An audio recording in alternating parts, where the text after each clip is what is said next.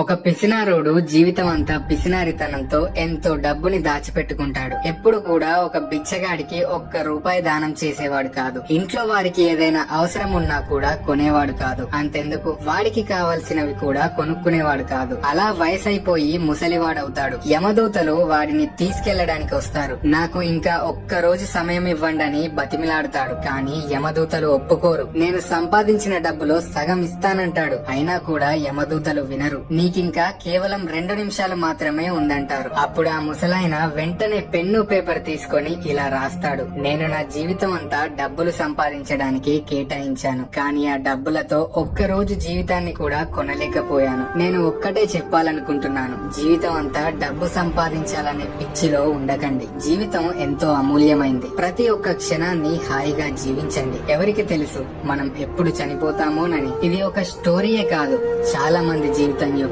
వాస్తవం. జీవితంలో చాలా డబ్బులు సంపాదించండి, కానీ ఆ డబ్బుతో ఎంజాయ్ కూడా చేయండి. అలాగే నీ కోసం, నీ కుటుంబం కోసం ఖర్చు కూడా చేయండి.